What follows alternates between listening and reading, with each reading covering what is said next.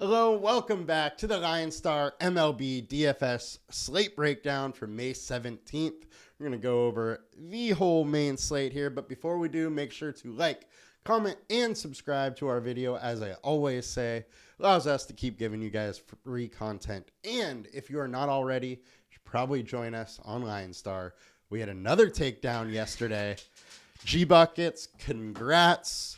He won the nickel on FanDuel, so nice little payout for a $7.50 entry.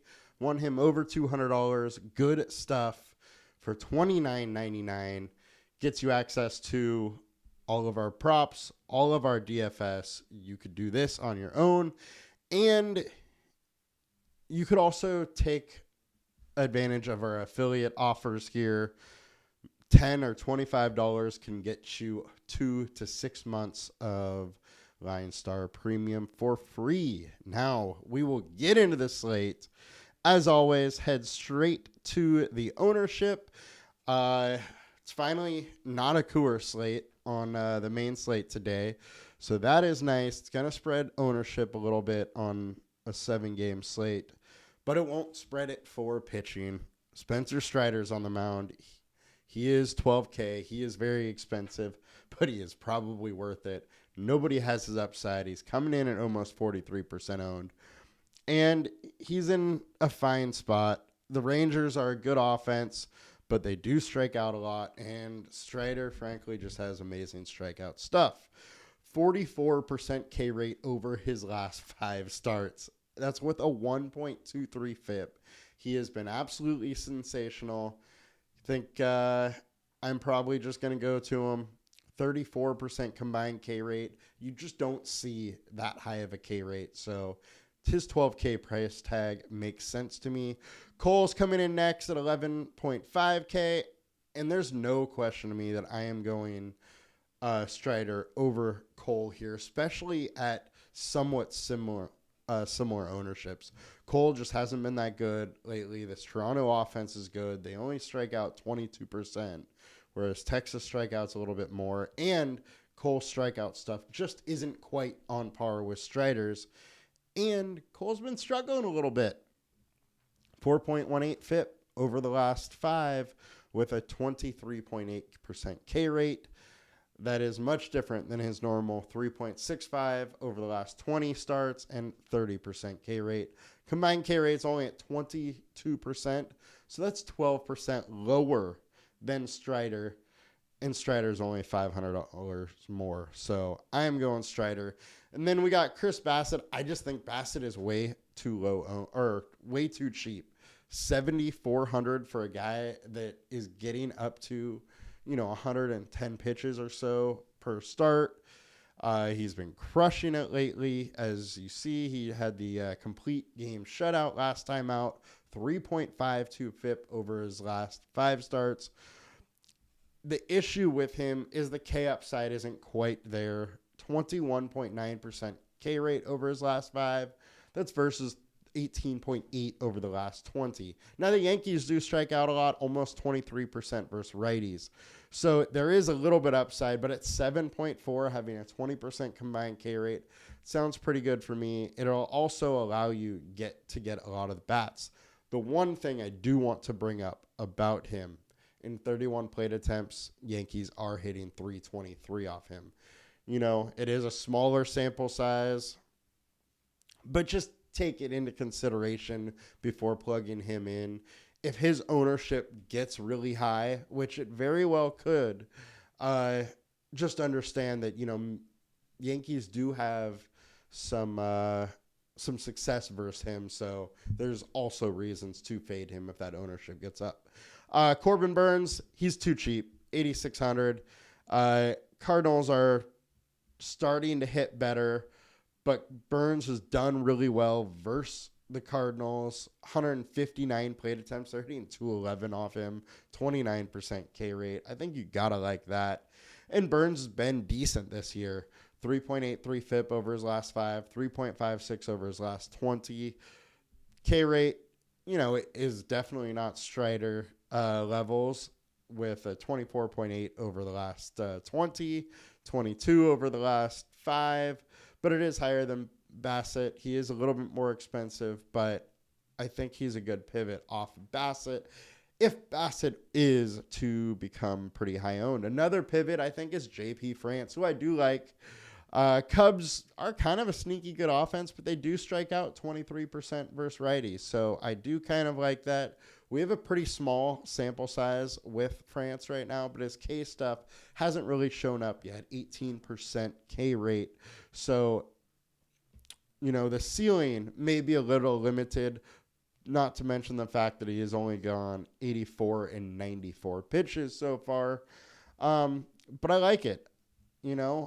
Astros are favored in this matchup, and he is a solid young talent. Evaldi has been absolutely amazing lately. It's 3 perfect lineups in a row. He is facing a very tough Braves lineup. I could absolutely see you go Evaldi. Now, I don't love it, but no ownership is going there. He does have a pretty high ceiling with a 26% K rate and a 1.74 FIP over his last 5 starts. Like I said, he has been extremely good lately. So he is absolutely consideration. It's just he's facing a good offense. If you're taking him, you're getting different. So I don't mind that. And Senega, I don't really love it. If I'm going this low, I might go to Brian Bello, who won the warm weather in Boston is over. It's mid-50s today. The wind isn't blowing out. It's going across field, so that's not going to help him. But Bello has been very good lately. At only 5.6K, he has 3 starts in a row of over 17 fantasy points, putting up some Ks. Now, this was a big-time prospect that struggled mightily when he got into the major leagues, but it seems to be like he might be figuring it out. Now, those numbers don't fully show in the last 5 starts because he's only had 3 good starts. Got blown up the 2 games before that, so his FIP is 4.96 over that time, but 23% K rate versus a team that strikes out 23%. We have a combined K rate of 24% on him. I think that's pretty good value at how cheap he is. Just remember, it is, an expensive spot. Oh, and he turns 24 today. We got a birthday start for Bello. So there is the birthday narrative if you want to go after that. All right, now let's flip to FanDuel, go over those ownerships quickly. Strider on top by far, as he should be.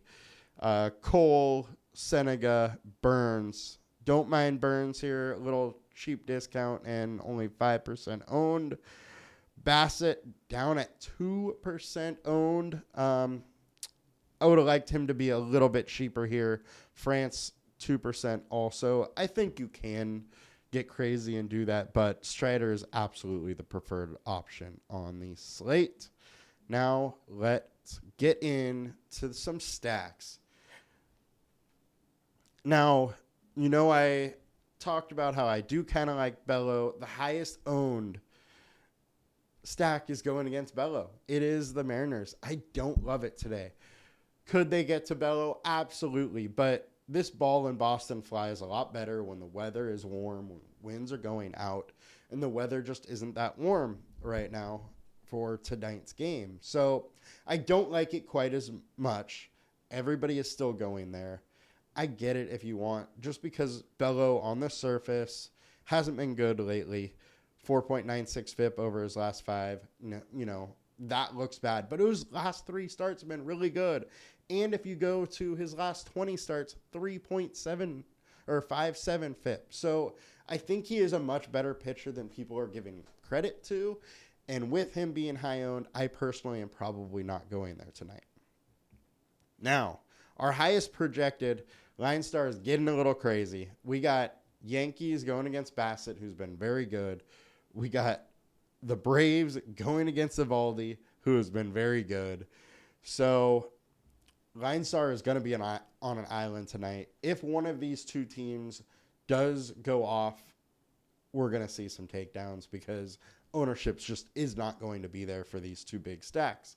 And they are two very good offenses, so they absolutely can get it done. Now, let's go to some value here. We got Cleveland. I really like this spot for Cleveland. We also have the White Sox, which the White Sox, they're fine. Battlefield's not a great pitcher.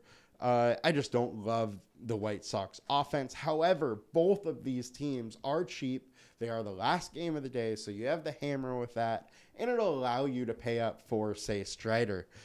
Clevenger just hasn't been good the last couple of years. 6.03 FIP over his last 20, 6.11 over his last 5. So I don't mind attacking him with this Cleveland offense that really can put some runs on the board, especially if Jose Ramirez is back. We don't really know. He went on the bereavement list yesterday. So as of now, I would say you probably can't expect him back. But that just makes the stack cheaper. And with some cheap guys filling the heart of the order here. Battlefield, he's fine. And we got Milwaukee versus St. Louis also showing up. I like this one also, and it is another cheaper stack, 5.12 FIP. So for Libator. So I like all of that. And now our ceiling play is we got the Braves. We have the Cardinals versus Burns, tough one. This is the one that I really wanted to bring up was the Tampa Bay Rays here. Senega hasn't been good, 4.83 FIP over his last 20 starts, which it's really only last like 7-8 because he's a rookie. But over his last 5.42 FIP. People have kind of figured him out. Senega needs to make some adjustments here. Does that happen today? Maybe, maybe not. But tape is out on him. People know what he's going to do. 5.42 FIP versus a very good offense is very intriguing to me.